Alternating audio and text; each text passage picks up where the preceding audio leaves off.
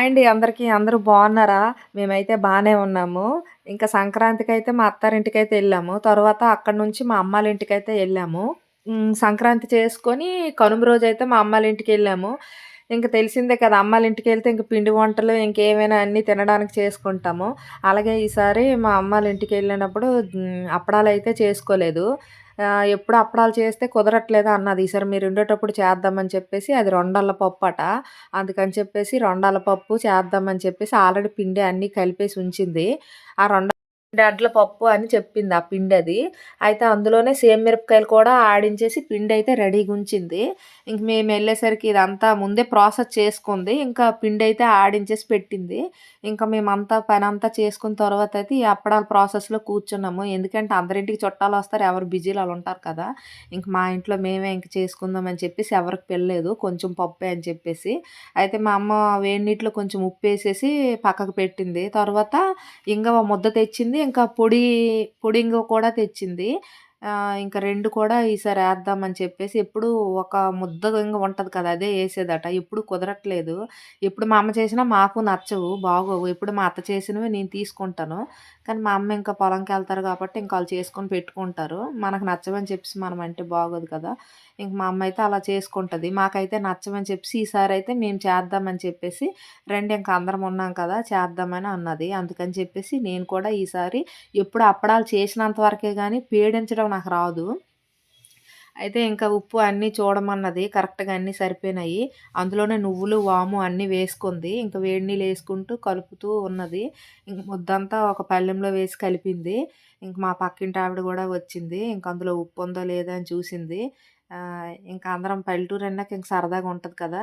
ఇంక మా అమ్మ అయితే ఇంక కలిపి పక్కకు పెట్టింది. ఇంక దాన్నిప్పుడు మేము పేడించాలి.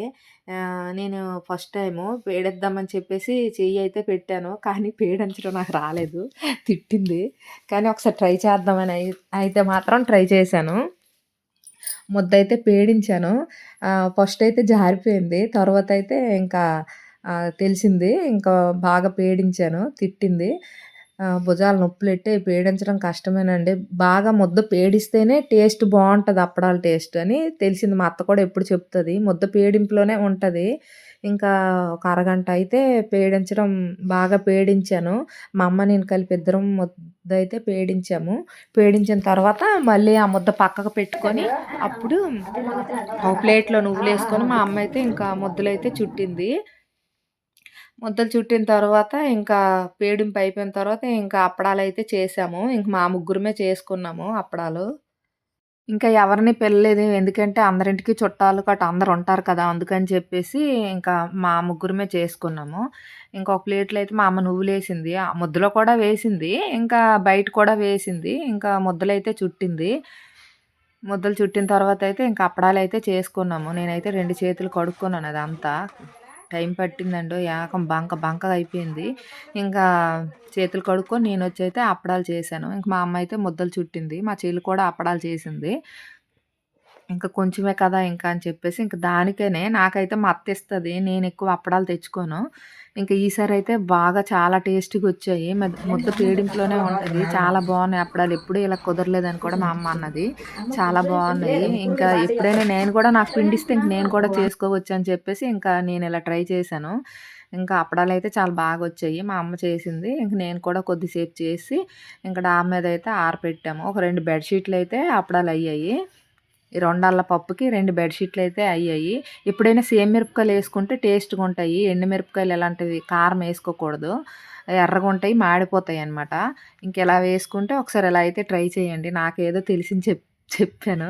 మళ్ళీ ఇలా అన్నానని ఏమనుకోకండి. ఇగోండి మా అని అయితే ఇంక మధ్యలో అవి తినడం, ఇవి తినడం పిచ్చి పిచ్చిగా చేసింది కొద్దిసేపయితే ఇంకా. అప్పడాలైతే మొత్తానికి ఇంక చేసేసాము. టేస్ట్ అయితే బాగొచ్చింది. ఇంకెప్పుడైనా మా అమ్మకి ఇమ్మన్నాను. ఇలా పిండిస్తే నేను చేసుకుంటానని చెప్పేసి. ఇద్దరం ఉంటే సరిపోతది. కొంచెం చేసుకోవాలనుకుంటే ఇలా చేసుకోవచ్చు. ఇంకా అప్పడాలైతే నేను ఇంకా పైకెళ్ళి కొద్దిసేపు ఆరపెట్టాను.